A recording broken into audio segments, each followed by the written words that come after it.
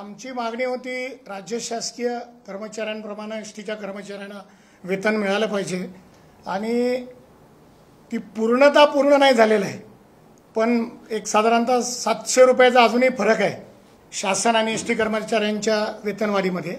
पण जवळपास जाण्याचा प्रयत्न सरकारने केला आहे आणि त्याचं आम्ही स्वागत केलेलं आहे त्याच वेळी, आणि आताही मी एकदा स्वागत करतो त्या निर्णयाचं। मागणी होती महागाई भत्त्याची, तर त्याच्या बाबतीतली काही स्पष्टता आलेली नाही आहे अजून की महागाई भत्ता 2018 पासून जो प्रलंबित होता तो मिळणार का। दुसरं वार्षिक इन्क्रिमेंटचा एक मुद्दा थकीतचा होता, तोही मुद्दा अजून स्पष्ट झालेला नाही।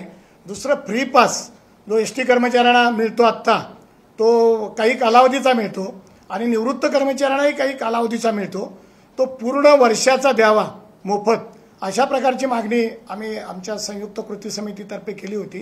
त्याच्या संदर्भातही स्पष्टता नाही। मुळात ह्याच्यातला मुख्य मुद्दा असा आहे की जोपर्यंत मिनिट्स येत नाहीत तोपर्यंत काही खरं नाही आहे, कारण चर्चा एकाच मुद्द्यावरती झाली आहे म्हणजे चांगली ठोस, ती म्हणजे 6500 सगळ्या कर्मचाऱ्यांच्या मूळ वेतनात वाढ करायची। हा एकच मुद्द्यावरती सविस्तर चर्चा झाली, बाकी सगळ्या मुद्द्यांवरती सविस्तर चर्चा झाली नाही, हेच मला या ठिकाणी सांगायचं आहे। त्यांचे मिनिट्स काय येत आहेत बघावं लागेल, आणि कारण आतापर्यंतचा जर अनुभव घेतला तर सरकार नेहमी अशा वाढी जाहीर करतं, पण ज्यावेळी परिपत्रक निघतं त्यावेळी त्यात त्रुटी राहतात आणि मग फसवणूक झाल्याचं कर्मचाऱ्यांना कळतं किंवा संघटनांच्या प्रतिनिधींना कळतं आणि मग पुन्हा त्याच्यावरती चर्चा होते। हा नेहमीचा अनुभव आहे आणि या सरकारचा सुद्धा अनुभव तुम्हाला सांगतो।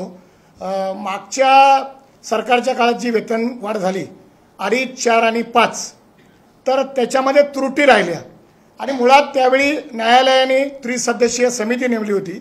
त्या त्रिसदस्यीय समितीने न्यायालयासमोर म्हणजे हायकोर्टामध्ये कबूल केलं होतं की एसटीला खर्चाला कमी पडणारी सगळी रक्कम देऊ म्हणून, पण प्रत्यक्षात आत्ता जे आमच्या सवलती आहेत वेगवेगळ्या, म्हणजे अंध, अपंग, अमृत नागरिक, ज्येष्ठ नागरिक, महिला, त्या सवलतीच्या रकमेची फक्त प्रतिपूर्ती केली जाते। अजून एक पैसाही सरकारने अतिरिक्त दिलेला नाही, वेतनाला आमचेच पैसे ते दिलेले आहेत। त्यामुळे सरकारने तिथं पलटी मारलेली आहे। मुळात ह्याची बजेटमध्ये तरतूद करायची असते तर ती वेळेवर न केल्यामुळं वेळेवर वेतन झालेलं नाही आणि पुरेसे पैसे दिलेले नाहीत। आणि आता जे अर्थसचिव आहेत ओमप्रकाश गुप्ता, ते तर एकदम निगेटिव्ह माइंडेड आहेत, ते कधीही पुरी रक्कम दिलेली नाही त्यांनी मागितलेली, आणि म्हणून असे अधिकारी असतील तर माझं मुख्यमंत्र्यांना, उपमुख्यमंत्र्यांना, दुसरे अर्थमंत्री आणि उपमुख्यमंत्र्यांना अशी विनंती आहे की मिनिट्स काढताना ते या सगळ्यांचा परामर्श करणारं मिनिट्स काढलं पाहिजे, नाही तर पुन्हा एकदा एसटी कामगारांची फसवणूक होईल आणि पुन्हा एकदा असंतोष राहील। कारण हे आंदोलन उत्स्फूर्त आणि यशस्वी आंदोलन कर्मचाऱ्यांनी केलेलं आहे। खरं तर कृती समिती म्हणून तुम्ही सर्व संघटना पहिल्यांदा एकत्र आला, मुख्यमंत्र्यांबरोबर चर्चा देखील झाली, मात्र तिथं सदावर्ते यांच्याबरोबर जो काय वाद रंगला त्यामध्ये मुख्यत्वे तुमचं नाव आलं होतं, नेमकं काय घडलं? ते असं झालं की मीटिंग चालू होती। खरं तर सदावर्तेच्या संघटनांनाही त्यांच्याही संघटनेला निमंत्रण होतं, पण अध्यक्ष सरचिटणीसांना निमंत्रण होतं। सदावर्ते त्या संघटनेचे अध्यक्ष नाही आहेत, अध्यक्ष जयश्री पाटील आहेत आणि त्यांचं सरचिटणीस 3-4 आहेत। त्यामुळं सदावर्ते एकतर तिथे बेकायदेशीर आले तर त्यांनी गैरवाजी बोलत होते। खरं तर मूळ मुद्दा जो होता तो वेतनवाढीचा होता, त्या संदर्भात ते काही बोललेच नाहीत, ते वेगळ्याच विषयावरती बोलत होते आणि म्हणून मी फक्त तिथे हसून त्यांनी मूळ विषयावर बोलावं असा माझा हेतू होता। पण माझा चेहरा हसरा झाल्यानंतर ते डायरेक्ट उठले, काय हसताय, आणि एक टकल्या बोलले मला ते। आता ते माझ्या व्यंगावरनं बोलले म्हणून मग माझंही, शेवटी मी कोल्हापूरचा आहे, मी पैलवानांच्या तालमीतला आहे, मी पैलवानांच्या गावातला आहे, म्हणून मी पण त्याला हेकण्या बोललो आणि त्याला प्रत्युत्तर कोल्हापुरी भाषेत दिलं। कारण मी या जिल्ह्यातला आहे, मी ज्या गावात जन्मलो, ज्या गावात माझं लहानपण गेलं ते गाव अख्खं पैलवानांचं आहे. पैलवान दादू चौगल्यांचं गाव आहे ते. आणि मग माझा मग पैलवानी खाक्या, माझा कोल्हापुरी खाक्या मी त्या सदावर्तीला दाखवून दिला. आणि तो काय बोलला, हा वाद बाहेर आल्यानंतर कसा काय चिघळला माहिती आहे का तुम्हाला, की त्याने असं पत्रकारांना सांगितलं की म्हणे या कृती समितीच्या पुढाऱ्यांच्या कानशिलात लावली.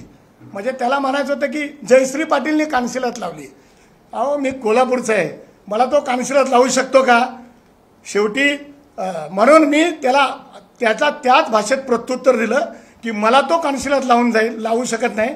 माझ्या नादाला लागलं तर त्याला कोल्हापुरी कायदे दाखवेन, मी त्याला तुडवेन, असं मी मीडियासमोर बोललो. आणि त्याची मोठी बातमी झाली.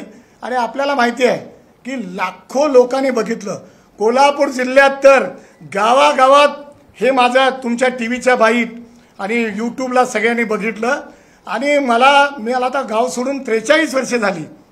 मला जे आता संपर्क नव्हता त्यांचा, ते सगळे माझे गाववाले, शिववाले माझा नंबर शोधून या कोल्हापूर जिल्ह्यातल्या प्रवासी संघटना, सर्व पक्षीय लोकप्रतिनिधी या सगळ्यांनी मला फोन केले आणि माझं कौतुक केलं की बाबा कोल्हापुरी खाक्या दाखवलास तू, पैलवानांचा खाक्या दाखवलास तू. आणि मला त्याचा अभिमान वाटला.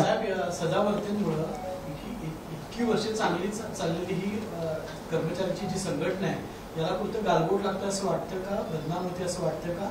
आणि ही बदनाम करण्यामागे यांच्यासोबत आणि कोणाकोणाची नावं तुम्हाला वाटतं, कोण कोण असावं?